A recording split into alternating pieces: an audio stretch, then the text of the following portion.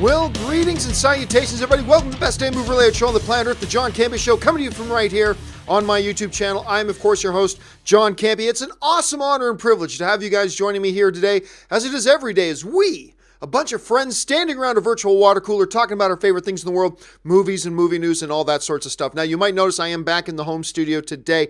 You know, here's the thing, guys. I love my new studio. I'm totally in love with my new studio, but we have not nailed down the audio. And as much as I love being in that new studio, you guys deserve the best. You guys deserve the best that I can possibly give you. And therefore, we are doing the show from here in my place today until we can get the whole audio issue settled. Once we get the audio issue settled, then we'll be back in. So we'll probably be back in the studio on Tuesday. Again, I know it worked. I know you could understand. I know the audio was okay, but you guys deserve better than okay. So while, you know, Jonathan and Ray and Matt and Red and all the other guys are over there, they're going to work on the audio stuff, get it all set up perfectly for you guys. And then we'll be back over there doing the shows from there. But until then, we'll be here in my studio, doing the best we can. So thanks for being here today, guys. Listen, we've got a whole lot of stuff to go over today, a whole ton of stuff to do today. And so without wasting any time, let's jump right into it and talk about this. First up, we all got to talk about this Luke Cage thing again. Luke Cage, Iron Fist gets canceled. A lot of speculation going around about, well, why did it get canceled? Why did they cancel Iron Fist? Why did they cancel Luke Cage? Why did all that kind of stuff happen? Well, there has been different speculations going on. Some people speculating, foolishly, Marvel made them cancel it so they could take it over to the Marvel streaming service, to the Disney streaming service. Like, no, that's not the way their agreement worked. Marvel didn't have the power to tell Netflix to cancel it. Some people thought, I kind of thought this, I thought, oh, they're doing it because they're going to make a Heroes for Hire show. That's why they canceled Luke Cage and Iron Fist. That's why they canceled it. They're doing Heroes for Hire, right? A lot of us thought about that. Well, new reports are coming out that kind of suggest perhaps the real reason that Luke Cage, and honestly, the most simple and most common sense real reason. Here's what's going on with Luke Cage and Iron Fist. Apparently, there's this independent analytics company that's hooked up to like 100 million boxes and things like that, monitoring the viewing habits of people at home. Now, as you guys most know, Netflix does not release their viewership data. They don't release their ratings. So this independent company kind of took a survey, and here's what they found out about the Luke Cage and Iron Fist shows. The report said the following. According to them, both shows lost nearly 2/3 of their viewers. It does not say they lost 5%. It doesn't say they lost 10%. It says Iron Fist and Luke Cage both lost nearly 2/3 of their viewers between their first and second seasons. Iron Fist falling 64%. And Luke Cage falling 59%. Additionally, viewership of both shows took less than a month to drop back to baseline levels, showing no long-term buzz generated by those who saw them. Both shows' second seasons also only pulled in about 1/3 of the viewers that the second season of Daredevil did. Listen to that. Iron Fist falls 64%, Luke Cage falls 59%, and no long-term buzz. Look, I remember we talked about this when they first announced that Iron Fist and Luke Cage were both canceled. One of the things I said was, you know, I don't hear anybody talking about Luke Cage. Right? Like, when Daredevil Season 2 dropped, people kept talking about that for weeks and weeks and weeks and months and months. When Punisher dropped, people kept talking about it for weeks going into a month or two, right? They kept talking about it. As soon as Iron Fist dropped, I heard nobody talking about it for a couple days after. As soon as Luke Cage Season 2 dropped, I didn't hear anybody talking about it again for after about 3 days. You know, Daredevil Season 3 has been out for a little while now, and all I hear about every single day from everybody is Daredevil Season 3, Daredevil Season. People are still buzzing about it. You know, there's that old adage that goes, usually the simplest answer is the one that is the true answer. The simplest answer is usually the truth. That's not always the case. But I think probably a lot of us should have just looked at each other and gone, yeah, they canceled Iron Fist. Probably because nobody was watching it. They canceled Luke Cage.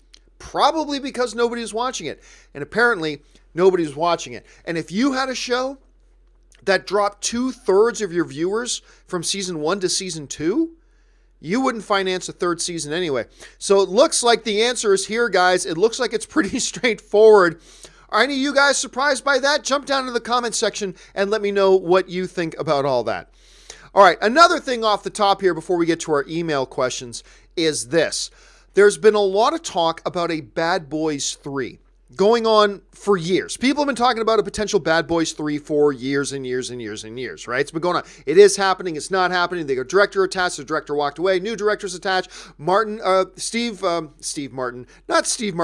Smith says, oh yeah, we're going to do it. But that was years ago. Nothing ever happens. Then his schedule gets busy. Then Martin Lawrence says, yeah, we're going to do it. Then nothing happens. Well, apparently Bad Boys 3 is on again. Martin Lawrence got on his Instagram yesterday and put out the following. He put up a picture of him and Will Smith, clearly a recent picture, and it says, it's official, Bad Boys for life.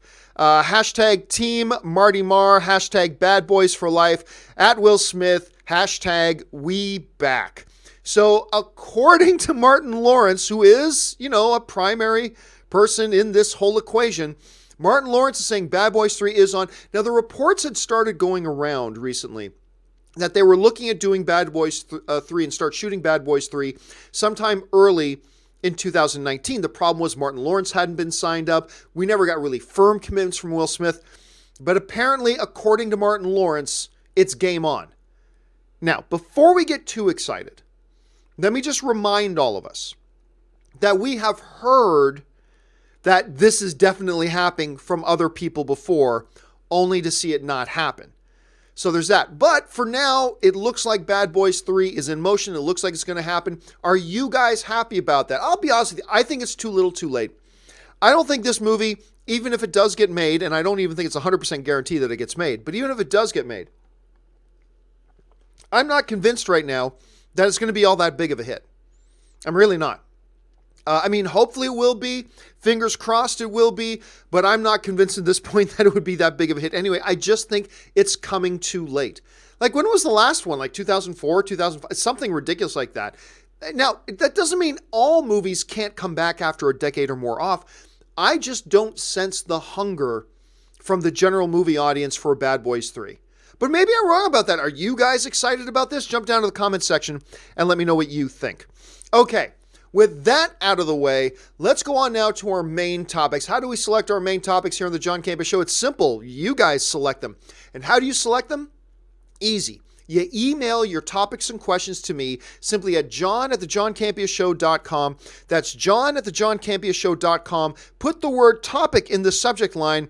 And as always, guys, keep your emails to 90 words or less, or else I wouldn't even be able to fit them on the screen, even if I wanted to. Okay, let's get to the first email. And the first email today comes to us from Paul McCarthy, who writes, Hey, John, I was wanting to know if you've had a chance to see Bohemian Rhapsody.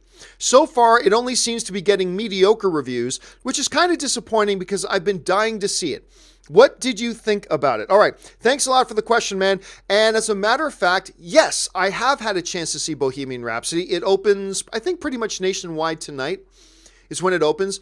I've had a chance to see it. Now, the reality about Bohemian Rhapsody is this, is that the early critics who saw it early weren't raving about it. Some people quite liked it.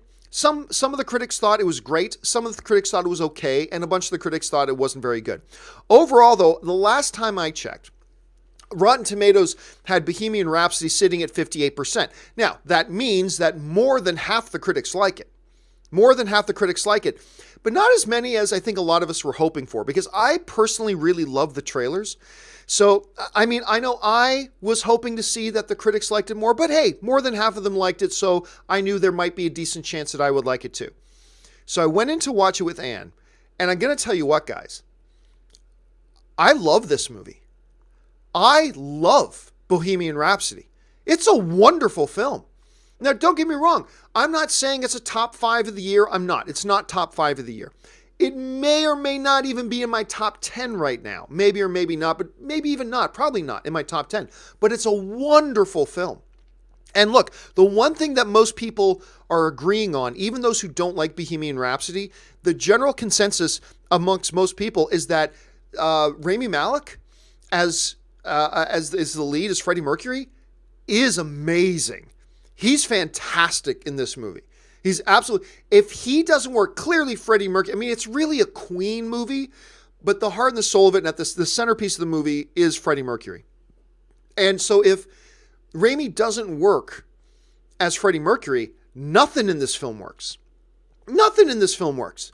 But he did it, man. The moves, the expressions, the mannerisms, the conviction in his dialogue, the pain, the fear, the dickishness, the douchiness, the compassion, he did a remarkable job. And I'm telling you right now, this is how far I'll go. I don't know if I'll feel this way at the end of the year when I see a few more of the Oscar picks coming out, but right now, today, if I was an Academy member and I got to cast my votes about who should be nominated for Best Actor, I always point the wrong way, he would get my number 5 spot. He would get in that top. Now, that might not be the case by the time we get to the end of the year. Maybe I won't have him in my top 5, but if I had to announce a list today of the 5 actors who should be nominated for Best Actor, I'm telling you what, he'd have to be one of them. He would absolutely be on my list, no doubt. And anyway, Bohemian Rhapsody, one of the things that it does, besides telling, I think, a wonderful human story, I think there was a number of people who may have, after reading, now I don't like making excuses for why other people don't like a movie that I do. I'm simply telling you from what I've read from them, it seems that there are some critics out there who didn't like it, and this is from their own mouths because they didn't like the way Freddie was portrayed. Maybe they showed a little bit too much negative of Freddie. But to me, that was a bonus to the movie. They showed Freddie Mercury as a real, flawed, compassionate, beautiful, frightened, rough around the edges human being. I know there's a lot of musical biopics that like to make the leads and the subject of the biopics to be these gods. They made Freddie Mercury out to be very much a god man, a god as far as being a performer goes and all that kind of stuff, but also very human with his flaws. But as a human being who struggles with his flaws and tries to find a way to navigate through the darkness and find hope on the other end. I came out of this movie personally, even though I'm hearing some people complaining about the portrayal of Freddie was too negative, blah, blah. To me personally, I watched that movie and I had a newfound appreciation for the person of Freddie Mercury than I ever had before. Now, I'm like everybody else. I appreciate Queen, but I don't know a hell of a lot about Queen. But I came out of that movie with a much deeper appreciation about who this guy was, the influence he had, the bravery that he had, the fear that he had. I mean, to me, it painted a complete picture. One of the best things about this movie, too, is that they take a couple of their more powerful songs, and the movie takes time to tell us the story of these songs. Because, when we think of Queen, of course, the first thing we think about is, the songs, the music. There's songs that come to our minds, right? And they don't just say, and this is the time when they wrote Bohemian Rhapsody. No, they take the time to actually tell us the story of how Bohemian Rhapsody came about. They actually take a little bit of time to tell a little story about how We Will Rock You came about. They actually take a little time to tell us how the riff, boom, boom, boom, boom, boom, boom, boom, boom, how that came about. And within that, there'll be other filmmakers that might go, you're getting away from the main story. And I understand that. But to me, it gave me a broader appreciation for the music and therefore for the people in the film and therefore for the film itself. I'm telling you what, is it oddly paced? Yes. Are there a few eye-rolling moments? Yes. Is this a perfect movie? No. I don't want to pretend like there's nothing wrong with this movie. That's not the case. All I'm saying is, I went into it, I came out with a deeper appreciation for Queen. I came out with a deeper appreciation for Freddie Mercury. I love how grounded it was in its real core humanity, the beauty of it and the ugliness of it all at once. I just had a good time. So I know there's going to be a lot of people who disagree with me, and that's cool. That's the beautiful thing about film. It's all subjective. But as far as I go, man, I appreciated this film, and I do recommend you give it a shot if you get a chance. So there's that. Okay, with that out of the way, let's move on to the next email today. And the next email today comes to us from our friend Sarah Jackson. And Sarah Jackson writes, my friend shared a trailer with me on Twitter earlier for a movie called Isn't It Romantic? It's got Rebel Wilson, who I'm not really that fond of, as a girl trapped in a romantic comedy movie. I actually really liked it. Have you had a chance to see it yet? And did you like it? All right, thanks a lot for the email, Sarah. And as a matter of fact, I did.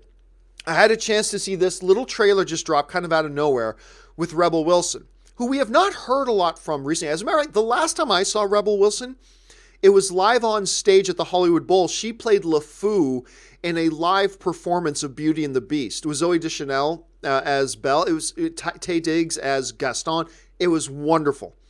Anyway, I haven't heard a lot from her. Then all of a sudden out of nowhere comes this trailer called Isn't It Romantic?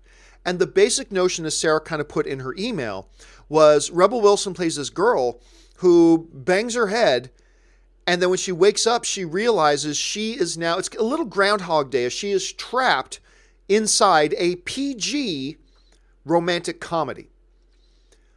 The notion is interesting, but it sounds like something that goes south really fast. I kind of feel like this is a movie that will probably go south really fast, but I'll tell you what, just pure honesty, just trying to be as objective as you can about a subjective art form. I thought it was a pretty cute trailer. I thought it was pretty cute. Yes, the notion of Rebel Wilson in this is like, oh God, really? This sounds like a Tropic Thunder kind of fake trailer sort of thing. But I'll be honest with you, I watched it and it's like, you know what? This is kind of cute. I'm not jumping up and down about it. This certainly isn't a trailer that made me want to rush out and buy my tickets in advance for it. Not at all. But I do admit it was a little bit cute. One of the other things too is, with Rebel Wilson in it, they also have Liam Hemsworth in it, who, I think I've had a chance to sit down and chat with Liam Hemsworth a number of times. He's a super, super nice guy, very considerate dude, a very good interview. I have never thought he's that good of an actor. You guys know this. I wish I liked his acting more, but I don't. But I gotta tell you what, for this kind of a role as a male lead in a movie about a girl caught in a romantic comedy, he's actually kind of the perfect fit. You know what I'm talking about? He's actually kind of the perfect fit. So I actually got a little bit of a kick out of it. So yeah, again, I'm not going to tell you it's a great trailer. It's not great. But when I was clicking on it, I was expecting total dumpster fire of a trailer, and it didn't turn out to be that way. So yeah, give it a shot. Let me know, do you guys have a chance to watch this trailer yet? Like, do you think it is just perfectly awful, or did you think like me and go, well, that wasn't that bad? There's some grin moments in there. I don't know. What do you guys think? Jump down to the comment section. Let me know what you thought. All right, let's move on now to the next email. And the next email today comes to us from Stella Baker, who writes, my boyfriend really got me into the Arroverse, and I'm a big fan. But I can't help ignore that the leading show, Arrow, is now going on its 7th season. I've always wondered what would happen if any of these shows were to be canceled or not renewed. They can't all go on forever, obviously. How do you think that will be addressed in each show when the time comes? All right, thanks a lot for the question, Stella. And yeah, the Arrowverse shows are not going to go on forever, and they're pretty interconnected. As a matter of fact, we've got the new crossover event coming. I look forward to the Arrowverse crossover event every single year. Even last year, a year that I didn't love for as far as the Arrowverse goes, I still looked forward to the crossover event, and the crossover event last year, Crisis on Earth X, was probably the best thing the Arrowverse has ever done. I loved it. I ate it up. It was great. So they do a lot of interconnective stuff. But the question you ask is, with these shows being interconnected the way they are, what happens when one of the shows gets canceled? Because eventually they do. Even the best shows ever eventually end, right? I'm sure nobody at CW, not Stephen Amell, not anybody, nobody at CW, when they started this little Arrow show, thought it was going to hit its 7th season. They probably thought we'll get 3, if we're good, if we're lucky, we'll get 3, maybe 4 seasons out. They're going to their 7th season. At some point, maybe next year, maybe 10 years from now, but at some point, Arrow's going to end. At some point, Flash will end. At some point, Legends of Tomorrow will end. Black Lightning will end, Supergirl will end, on and on and on, right? At some point, how does it affect this Arrowverse on television when they're interconnected the way they are? How's it going to affect the Arrowverse as a whole and the interconnectivity when one of these shows gets canceled? Honestly, I really don't think it's going to affect it all that much. I mean, look, think of it this way. We just recently had, not too long ago, like on Arrow, right?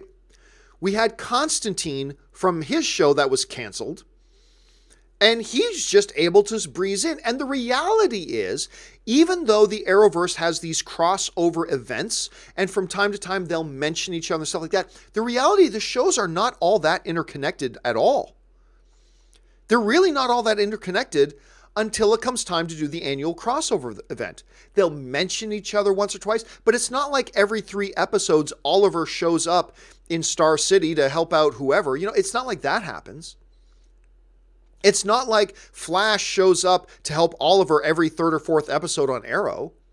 So theoretically speaking, they could end the Arrow show, and still once in a while they'll just say within the Arrowverse, yeah, the Green Arrow and, you know, everything that the Team Arrow's doing off in their city, that still happens. We just don't see it. And then every blue moon, maybe once a year, you know, Stephen Amell can guest star as Green Arrow. The bottom line here for me is this. Even once 1 or 2 of these shows starts getting canceled, depending on how they handle the cancellation, I really don't think it's going to cause that much disruption to the Arrowverse as a whole. I think as a whole, they're going to be perfectly fine. So I wouldn't worry about it. All right, let's move on to the final email today. And the final email today comes to us from our friend Rebecca. And Rebecca writes, according to articles, Disney's Nutcracker and the Four Realms will have Disney taking a big hit in failing at the box office. I also noticed that Helen Mirren wasn't there at the premiere this week. All right, well, first of all, let's talk about Helen Mirren. I go to many red carpets. I go to many premieres. Often, there's at least 1 or 2 cast members, especially if it's a big cast. Often, there are 1 or 2 cast members that can't be there. Remember, these actors have schedules. And if they're working on another movie, that movie isn't going to hold up production for a day just so they can let one of their stars go off to a premiere of another movie, right? Sometimes they will, but sometimes they can't. That costs them money. They've got a job to do. So it is not unusual at all for 1 or 2 cast members from a particular movie to not be able to be there for a premiere. Now, if it's the star, like the lead actor of the movie, that would be unusual. But for one of the supporting characters, and Helen Mirren's one of the supporting characters in the film, it's not terribly unusual for them not to be at the premiere. I wouldn't even worry about that. Now, as far as the projections go, first of all, the reviews coming in for the film have not been great. It's actually gone up, because I remember when I first looked, it was hovering about 28. Then I saw it go to 32. Now it's down to about 31. So about 1 out of every 3 critics are saying this is pretty good. About 2 out of every 3 critics are saying, nah, it's not worth your time. So obviously, as far as the box office success of Nutcracker goes, the critic ratings aren't going to help it. The reviews are not going to help it have legs. The reviews are not going to get people to rush out and see this movie on opening weekend, right? But the other reality is this. Nutcracker has never looked all that compelling. I mean, it's coming from Disney, and I appreciate their movies. I mean, Wrinkle in Time was a big disappointment. They've had a few other films not do so well, yes. But for the most part, I really appreciate a lot of the films that come out of Disney Studios. I really like the BFG, even though that one tanked. That BFG flopped. I thought it was delightful. Wrinkle in Time flopped. That movie was not delightful. That was just a bad film. It was a bad movie. Then there was things like Finest Hours, which didn't do great at the box office, but I thought was pretty good. But they've got these things that happen from time to time. Look, none of the trailers for Nutcracker ever got anybody excited. They never got anybody excited. So even if this movie was like an 8 out of 10, even if this movie was great, I don't think it would be doing that great at the box office because the marketing has been flat. Just absolutely flat, to say the least. I have seen nothing, and I'm a guy who really likes Disney films. I have seen nothing to get excited over. They have failed to show me, as a moviegoer, anything to get me personally excited about running out to see their movie. And I'm somebody who enjoys Disney films. It shouldn't be that hard to get my motor revving to run out to go see a Disney-produced film because I like most of them. They did nothing to move my needle at all. Nothing. To me, it just looked very obtuse. It just looked very vague. A lot of the marketing has just been very, very vague. And then when they did start getting more specific in the marketing, it came across as Morgan Freeman talky, and now you'll do this. That's a terrible Morgan Freeman. Sorry about that. And I love all the people in the movie. You already mentioned Helen Mirren, Morgan Freeman. Like, I love a lot of people in the movie, but if you were to come to me and say, John, convince me to go see Nutcracker, I would just sit there for a minute and go, and then I go, I got nothing. I got nothing. Because they have given me nothing to try to get you excited about it. Nothing. It's been flat, it's been whatever, and on top of that, it looks like the critics don't like it that much. The projections on this movie, and this was an expensive movie to make, the projections right now are $20 million opening weekend. That's the projections that I've read. $20 million opening weekend. For a movie that's this expensive to make, that is not good. So yeah, they're going to take a bath on this one. Which, don't worry about it. Disney will be fine. They've made billions and billions and billions on all their other movies that have come out in 2018. But yeah, this is going to be one you're going to have to chalk up to the loss column. This is going to be a big L for them. Which is too bad, but again, it just doesn't look like it turned out to be all that great according to the critics. I haven't gone to see it yet, but on top of that, they did nothing with their marketing campaign, nothing to get us excited about it. They didn't give me any ammunition to try to get you excited about it because there's nothing to be excited about. I don't know. Maybe you felt differently. Maybe you saw the trailers and you were excited beyond belief and you couldn't wait to see it. That is the beautiful thing about art. I'm just saying, for me, I didn't see it. So there you go on that. All right, guys. With that out of the way, we're going to save some time now and go and take some live questions. You guys have already been firing in the live questions. We've got a little bit of time left, so let's go and get to those live questions. And we're going to start things off with Curtis Lopez, who writes, where can I watch The Weekly Hero? Oh, I'm glad you watched. I'm glad you asked that. I actually have the hard drive. It's actually over there right now. I can't reach it. Robert and I shot The Weekly Hero yesterday. I meant to edit it and put it online last night. Unfortunately, when I got home, the file the guys gave me, there was something wrong with the file. And it was just too late. I didn't have time to drive back to the studio to get it and then drive back here and put it up. I didn't have time to do it. So don't worry though, we did shoot the show. I've got the file. It's going to go up online today. It's going to be put up not on my YouTube channel. It's going to be on the Stream.tv's YouTube channel. But don't worry about it if you don't know where that is. I'm going to be tweeting and Facebooking out all the links to where you can go and watch The Weekly Hero. Me and Robert had a great time yesterday doing Weekly Hero. We had a great time doing it. I can't wait for you guys to see it. It will be today. So just make sure you follow me on Twitter, guys. There's my Twitter handle. It's simply just at John Campea. That's my Twitter handle. Make sure you're following me there. I will put up the link a little bit later this afternoon about where you can go and see it. So again, apologies. I meant to have it up last night. We just had an issue. No problem. It's all taken care of now. It will be up a little bit later. So thanks for asking about it, Curtis. Curtis follows up with, have you seen Creepshow? It's a horror anthology movie written by Stephen King and directed by George Romero. Yeah, that was out like ages ago. And wasn't it? It was also a TV series, was it not? No, I'm thinking of Tales from the Crypt. That's what I'm thinking. But yes, I did see Creepshow. It's been a long time, though, like decades. I can barely remember hardly anything about it, but yes, I did see it. Curtis follows up one more time with, have you seen The Haunting from 1963, one of my all-time favorite horror movies? Remake in 1999 with Liam Neeson and Catherine Zeta-Jones is trash. Okay, I was going to say, I've seen the remake, and I remember not liking it that much. I don't think I've seen the original, though. I don't think I've seen that 1963 original, though. So chalk that one up to a remake that didn't work out so well, I guess. It's too bad because I really like Liam Neeson and Catherine Zeta-Jones. I love them both. Okay, next one comes to us from Ben Rayner, who writes, Have you ever hear of the movie Rubber from 2011 about a killer tire? It sounds insane. I kind of want to check it out. Thoughts?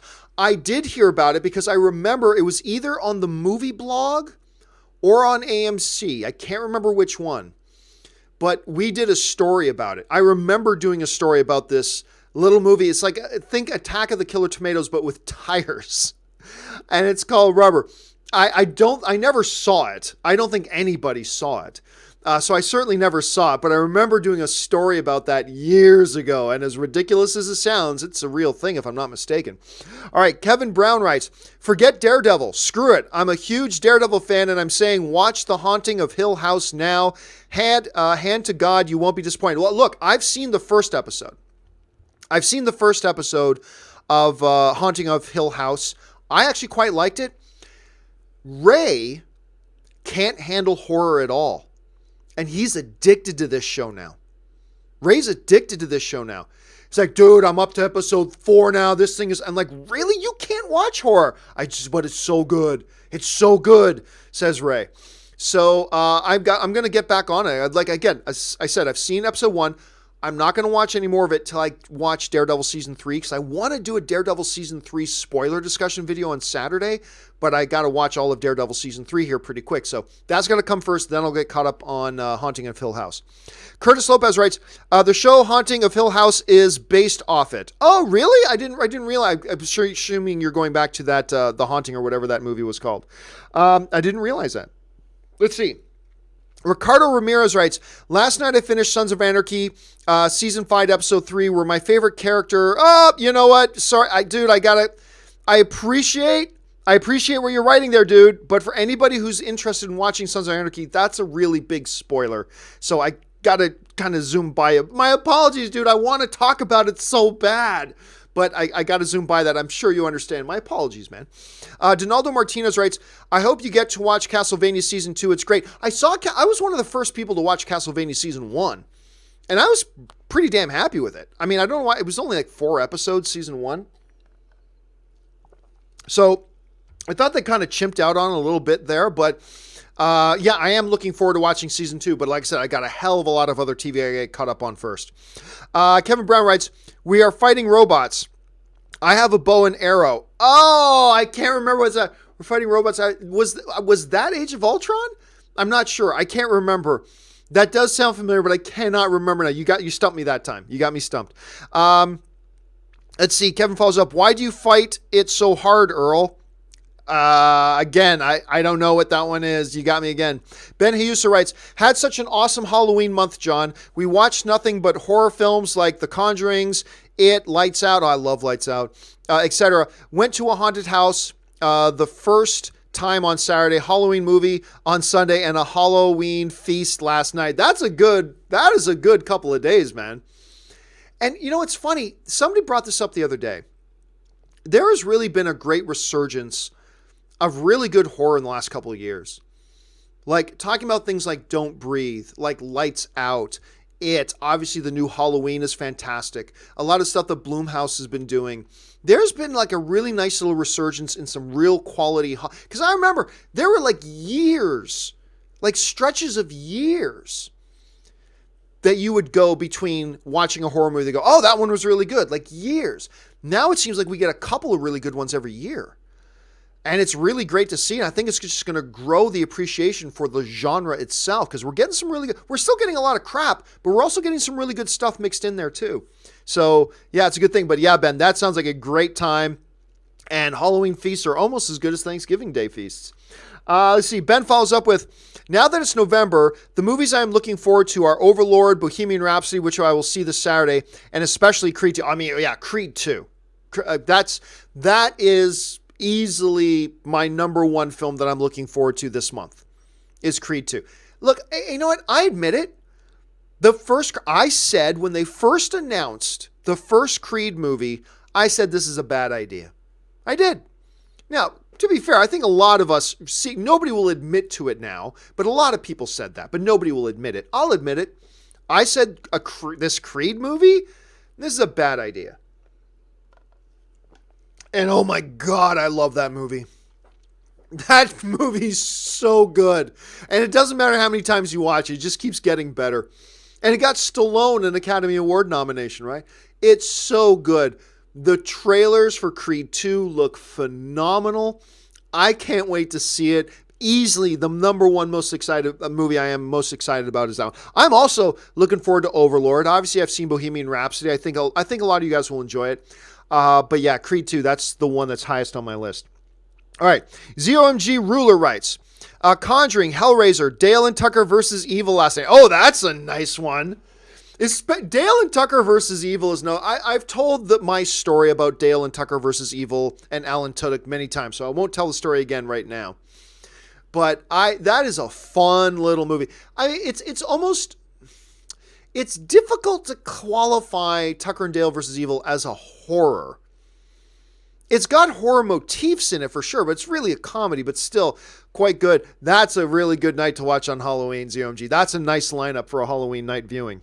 Javier Q writes, Hey John, I recently watched the Mortal Kombat movie. I loved them when I was younger, but seeing them now, they're bad. Any chance we will get new movies or show? Look, I still have a very deep appreciation for the original Mortal Kombat, but make no mistake, it's bad. I mean, it's very bad. But I love it. I eat it up. I could watch that movie all day. I love that first Mortal Kombat. So, oh my God, I'm just thinking of some scenes now. It's so bad. Christopher Lambert as Raiden? Really? Anyway. I really don't think so. I don't think so. They have tried very hard for many years, and there have been many announcements. Oh, now a new Mortal Kombat movie's coming. Oh, now they're doing this Mortal Kombat TV show. And there was some web series, and I think Michael Jai White was plugged into the web series too. Anyway, I love Michael Jai White. But I honestly, I don't think so. I think that ship has passed. I really do. And it's like you said, it's not like there's this great history of great quality, these high quality original Mortal Kombat and high quality. The second one was just awful, not even enjoyable awful, just awful. The first one's enjoyable awful. I could watch that movie all the time, but nah, I don't think it's going to happen. I just don't. And maybe we'll be pleasantly surprised, but I just don't think so. I'm Upset writes, thoughts on Tyler Perry retiring the Madea character? Well, I mean, look, how often can you suckle at the tight of one thing like that, right?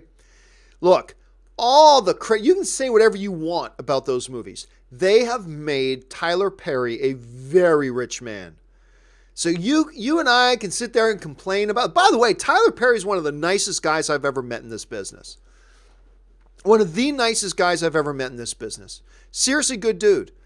But you know, I will admit, there are very, very few of his films that I actually enjoy. I admit that. I like him a lot, but his movies are not all that good. But the reality is you and I can complain about these movies all they want. The reason they kept getting made is because they kept making money. And they found an audience. And what else is there in business other than finding a consumer for your product? Whether your product is great or big or small or bad or terrible, whatever, finding a consumer for your product. If you do it, you're a success. Tyler Perry's a big success, man. He's a huge success. So, but at some point, you got to retire it and focus on other things, and I think he's going to do that now. Gio writes, should I watch Bohemian Rhapsody or Suspiria this weekend? I would say Bohemian Rhapsody. That's what I would lean towards. I think it's just you walk out feeling pretty good. Let's see. Ben Hayusa writes, did you see that the trailer for the new Tom Holland / Will Smith animated movie, Spies in Disguise? In my opinion, it looks fun. Could be fun to see. Nope, haven't watched it yet. So I'll get around to seeing that. Javier Q writes, but thanks for putting on everybody's radar. Javier Q writes, I noticed on social media everybody complaining about Henry Cavill not having a beard for The Witcher. Me personally, I don't care. What about your thoughts? Oh, I think that's a stupid thing to complain about. That's a really dumb thing to complain about. Look, you know me. Who cares what they look like?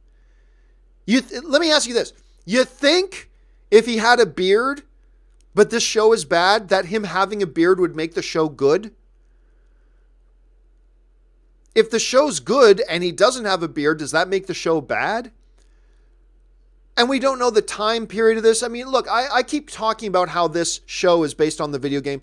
The reality is it's based on the stories that the video games are based on. So that's not really true, right? So for all we know, it's a perfect incarnation. We just don't know. I just think it's a ridiculous thing to complain about. But hey, that's just me because I normally don't care. I really don't care. I mean, even if I thought he looked terrible, I go, looks terrible. But it doesn't mean the show's not going to be great. But a lot of people are like, oh my God, they're going to screw, this show's doomed because he doesn't have a beard. Come on. Really? Really? Really? Now, I don't mind anybody that goes, yeah, I saw the picture, I didn't like it. I would have preferred him having a beard. That's fine. There's nothing wrong with it. I swear to God, I see some people, this show's going to suck because he looks like whatever. It's like, wait a minute. You actually think that how he looks has anything to do with what the quality of the show is going to be, good or bad? And that's the part that drives me crazy. Anyway, Roy L. writes, have you rewatched Teen Titans Go to the movies yet? Nope, still haven't watched it. I just want your thoughts after you see it. To me, it's still the funniest animated movie so far.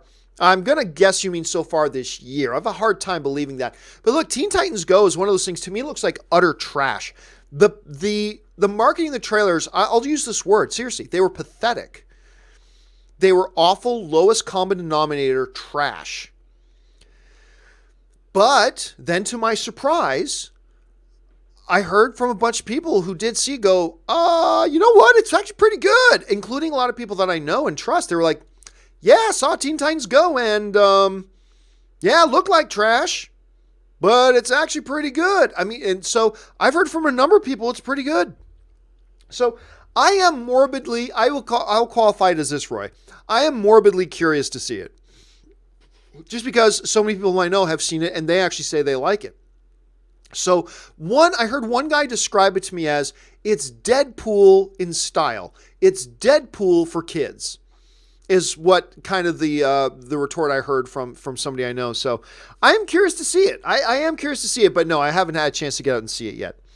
Let's see. Big Vic 5BN writes, keep it filthy, Catwoman in 3D or Batman and Robin? Oh, wow. You know what? Catwoman, to me, is one of the 3 worst wide-release major motion pictures of all time. And while Batman and Robin is certainly hideous, it's not one of the top 3 worst ever. So I would say watch Batman and Robin. Thanks for the question. David Bet Sharhad writes, does the name of the movie should be created from artistic vision of the filmmakers or for marketing purposes? Totally for marketing purposes is what it should be. The titles mean nothing. Right? You know what's funny? I was just talking yesterday with somebody who's a senior vice president at one of the major studios. And they were like, no, we don't let directors within 100 feet of the trailers. We do not let, and the trailers are your main marketing. The directors of films are not allowed within 100 feet of trailers. And that's there are very few exceptions to that. There have been just a small number of exceptions that where a director of a movie has had input into a trailer or stuff like that. Normally, the studios do not like directors anywhere near the trailers. And that's a good thing. There's a reason for that. Because directors are artists. They're not marketers. They're not marketers. And a title does not make your movie better or worse. A title's just a title. It's pointless. It's meaningless. The only value a title has is from a perspective of marketing. So no, you do not let the director title the movie. I mean, if you want to give him some input, sure, that's fine. But even then, even marketing usually knows as long as it's not a totally hideous, title, there's not a lot of marketing value there either. So even then, I think a lot of times a director or a writer will say, here's my script, it's called Oogie Oogie Oogie. Okay, it's called Oogie Oogie Oogie. But even the marketers will go, it doesn't matter. It doesn't matter. It's just the title of the movie. The trailer is far more important, right? But I would say since there is no artistic value in the title of a film, I don't think. To me, the only value in a title is marketing. So personally, I don't care if a director has anything to do with the title. I don't think anybody should care, to be honest. Let's see. Ben Rayner writes, over under 50% Hugh Jackman cameo in PG-13 Deadpool. I'll take the over 15% on that. Oh, yeah. I'll easily take the over on that. I'm not saying it's over 50%. I'm not saying it's likely he'll be in it. But at 15% with all the cross-tweeting and everything that those guys been doing, yeah, I'll very comfortably take the over on 15% for sure. Let's see. Gabe Schembarger writes, Counterpart episodes are available on YouTube, I think. I can't even remember why I'm brain freezing right now. I can't even remember what Counterpart is.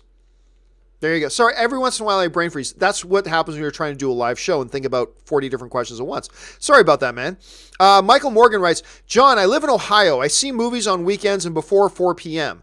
I am a Cinemia member, and by going cardless, I now pay the convenience fee, and that cancels out what I was saving. Matinees in Ohio are less than $9. Interesting. I mean, look, here's the I would never pay less than $9 where I live, unfortunately. Yeah, hey, look, everybody's math has got to work out for them. If you're now in a position where your monthly movie-going habits are actually less expensive than what you're paying for the Cinemia card plus, whatever convenience fees there are, then you shouldn't. I know for me, a Cinemia card would always make sense if it wasn't for AMC A-List, but it doesn't sound like you've got an AMC near you. So yeah, every individual. So maybe it doesn't make financial sense for you, and you got to make that decision. For somebody like me, it would make sense, but for you, maybe not. So yeah, you got to weigh that. You got to weigh that out, and you got to do the math. And it sounds, Michael, like you're smart, and you did the math, and you're figuring out, even though the Cinemia thing's a good deal, it doesn't make sense for me because of my particular viewing habits. That's a smart way to approach it. That's how to be a smart consumer. And I applaud you for that. And yeah, get rid of the Cinemia card, man. Give Luigi Airing writes, I don't know what any of that means, but it's a cool name. Writes, hey, John, I love the show. Thank you so much. I would love your opinion on the MCU theory. Galactus is trapped in the Power Stone. Nope, throw that away right away.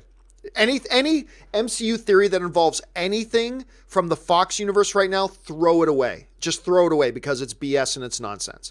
Kevin Feige has already said over and over and over again, they have made no plans and not integrated any of the Fox stuff into their plans at all at this point. He's made that clear. So I haven't even read the rest of your statement. Galactus is, nope, throw it away. That's not true.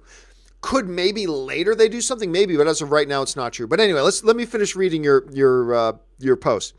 Galactus is trapped in the Power Stone, and Thanos' snap released him. Reference a Searcher in Guardians of the Galaxy staff shaped like Galactus' helmet. Nope. Just look, again, I don't know how many times and how many different ways Kevin Feige's got to say it. He has not done any integrated planning with any of the Fox stuff into the MCU yet. The deal's not even done. It's not even going to be done for a number of months. He's got Captain Marvel. He's got Avengers 4. He's got Spider-Man Far From Home. Apparently, Doctor Strange is going into production here. Doctor Strange 2 is going into production. He's got enough on his plate. You try doing one movie, let alone 4 at once. So no, I reject the theory. It's creative thinking, though. It is creative thinking. But yeah, ultimately, we've already heard from Kevin Feige. That is simply not the case at this point. Beast Gaming writes, thoughts on the Bodied movie coming out this weekend? It has good reviews, and I was planning on seeing it. Honestly, I don't know what Bodied is. Let me just take a second here and pop open and see if I can figure out what you're talking about. La la la la la la la. All right. Okay, so Bodied is a small independent film that isn't going to be, they don't even have a list for how many theaters. It's probably going to play in some like 10 or 20. Yeah, I know nothing about it. I don't think it's getting much of a release. So honestly, I don't know anything about it. But hey, Beast, just by bringing it up, more people have now heard about this movie than probably had known about it before. So good on you for bringing it up. But I know nothing about it. Robbie D. Herrera writes, I didn't know they gave out rings in the Holocaust. I don't know what we're talking about, Robbie. Ryan Lavin writes, hey, John, I've been a fan for years and have always wanted to ask, where did Bring on the Filthy come from? And what exactly does it mean? Thanks. It is crazy, Ryan, how many times I get asked this question, but I will answer it one more time just quickly. Years and years and years and years and years ago, back when I was still doing AMC, I was doing a mailbag episode, and we started talking about 50 Shades of Grey and whether or not it should be rated R or NC-17 or things like that. It was before the movie came out. And I said something along the lines of this. Something along the lines of, but hey, man, I mean, so you can do it R, but if you really want to put in a lot of the filthy stuff, talking about whether it should be NC-17, I said, don't get me wrong, I love the filthy. Bring on the filthy. I said it once. Talking about 50 Shades. And don't get me wrong, I love the filthy. Bring on the filthy. And it has stuck with me for 5 years. Ever since. Bring on the filthy has been like the thing. As a matter of fact, guys, you know what? Let me just I shouldn't do this because I'm running out of time. But I'm going to do it anyway. Give me 1 second here. Let me see if I can pull this. If I can pull this together here. And see if I can pull it off. I'm not sure I can. Oh, maybe I can. Hold a second here. All right. This is, for those, I just let people know the other day that we now have the John Campea merch store. The John Campea merchandise store is now up and open, and one of the designs on there is the Bring On the Filthy shirt. You can see in the bottom corner there's the John Campea Show logo. So the Bring On the Filthy shirt is now, and there's hoodies and whatever and blah, blah, blah. So that's up there. But anyway, that's where Bring On the Filthy came from. And it is not just a saying, it's a way of life. Bringing on the filthy is a way of life, I believe. Okay, thanks a lot for asking, Ryan. John Early writes, you're not the devil. Your practice. Bruce Wayne, Batman Begins. Man, you know what? I don't even remember the line. It's been years since I've watched Batman Begins again. I got to go back and watch that whole trilogy again. Let's see. I was looking for Blake Carson, and I'm just going to rush through these last number of ones, guys, because I want to get these polished off here. Blake Carson writes, aside from making a movie and writing a book, what else is on your bucket list? Ooh. Yeah, I made my movies. I wrote a book. I have something else, but I can't tell you what it is because I'm actually in the process of doing it right now.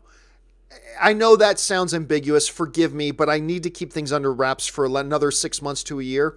But I'll let you guys know about it another time. But thank you for asking. I appreciate that, Blake. Jose Robles writes, thoughts on the Bow Wow Classic roll bounce? Hey, back in the day, it was what it was. On the Bow Wow Classic roll bounce. I love that. Alex Bossy writes, could we one day see the theater showing TV show / movies? Examples. Red Dead Redemption could be a 10-hour movie divided in 4 parts of 2 hours, and every month theaters would show one episode. Nah, you're never going to see something like that. That'll never happen. Because no one's going to pay money to go to the theaters to see that. So no movie theater is going to take up one of their screens showing it. So no, I don't see that ever happening whatsoever. I mean, look, I get a kick out of getting on YouTube. I think it's a valid form of entertainment. I get a kick out of jumping on YouTube and watching the gameplay and cutscene movies that are like 10, 11, 12 hours long. I enjoy them, but not everybody does. And they certainly wouldn't pay for it to go and watch it. So no, that wouldn't happen. Chef Cook writes, if they do make Superman black, should they do another origin story or do Man of Steel 2? Well, they're not going to do Man of Steel 2. I wish they would. If they did, they'd keep Henry Cavill. So you'd probably just... Look, either way, they're rebooting Superman. One way or the other, I'm pretty sure they're going to be rebooting Superman. So if you wanted to make him a black character as opposed to a Caucasian... Let me rephrase. Superman is neither black nor white. Superman is an alien organism who just happens to look like a Caucasian human male. But he's not a Caucasian human male. He's an alien organism. But he does look as if he was a white Caucasian male. So if you were going to do it again and say that black man, I got Black Superman and Batman mixed in my head at once and it came out as Black Man. There's a superhero for you. If you were going to do a black Superman, or should I say a Superman or alien organism who looks like a black human male character, you'd probably do it in a reboot. That's the way I would probably go with it. Big Vic 5BN writes, I'm Freeze, I'm Batman. With what was he thinking? Serious question. I don't know, man. There are so many what was he thinking sort of scenarios there that it's even difficult to go into. Gabe Schembarger writes, Counterpart. Oh, with J.K. Simmons. It's really good. Yes, that's the one. That's the one where J.K. Simmons like plays himself from alternate realities. I was dying to see that. But I can't even remember what streaming service it was on, but I already have like 18 streaming services and I wasn't going to go get another one just for one show. So I never did see it, but that's Counterpart. Thank you, Gabe, for bringing it up because I really do want to see it. So thank you for mentioning that and thank you for letting me know because I've been dying to see that. Thank you. Der Wunderbar writes, last two questions. Going to watch Snowpiercer again later on. You know, I got to admit, I was never big on Snowpiercer. Everybody loves Snowpiercer. And don't get me wrong, I don't think it's bad. Look, if I had to give the movie either a thumbs up or a thumbs down, I'd give it a thumbs up. But nowhere near as enthused. And a lot of people's like, it's like one of the greatest movies I've ever seen. Okay, that's fair. All films subjective. I was never that big on it. I thought it was interesting. And I thought it took a very unique approach to its narrative and what they do. It's a very, like the whole environment, the whole world that they're in, the thing with the train. Very intriguing. Very ambitious. Big applause. I just didn't think it executed all that well as much as many other people do, like you, Der Wunderbar. Clearly, you like it a lot, and a lot of my friends love it. I was just never as big on it. He follows up, I'm not locked in here with you. You're locked in here with me. Orshak from, probably my favorite part of Watchmen. That was my favorite part when he says that. That was a perfect line at the time. You guys don't get it. I'm not locked in here with you. You're locked in here with me. It was a great line. My favorite part. All right, final question today. Act Naturally Productions writes, I've never seen a big Star Wars fan. Oh, you've never been a big Star Wars fan. And after a recent viewing, I noticed Luke and Han were referred to as human. Can you please explain how this is possible? Superman isn't human, but Luke is. Look, it's like this. In an alien universe movie, somebody has a cup and they call it, I drank a cup of this. Why would they in an alien culture also call that a cup? Wouldn't they have a different word for it? Why do they call a ship a ship? That's what we call. Why do they call that? Just human because it just makes it more understandable and relatable to us. That's all it is. It's simple, standard sci-fi trope. You know? Wait a minute, they called a table a table. Wouldn't it a completely different foreign society have a different name for a table other than table? Isn't that a little too coincidental that they call a table the same thing that we call a table? They call that their race human. We call our race human. Like it's simply there for sociability. That's all it is. That's all it is. Don't worry, Act Naturally about trying to think more beyond that than that. That's all it is. Simply an easy, simple way to make it relatable to the audience. And that's it. So, yeah, there you go. All right, guys, that will do it for today's installment of the John Campea Show. Thank you so much for being here, guys. Thank you so much for your patience as I've been doing the studio transition and getting all the technical glitches worked out and all kind of stuff. And we're gonna nail the audio on this. Just give us a couple more days. We'll be there. We'll be back with the show again tomorrow in the home studio, but I cannot wait to get back into my new studio because I love it so much. Anyway, thank you guys so much for being here. My name's John Campea, and until the next episode, bye-bye.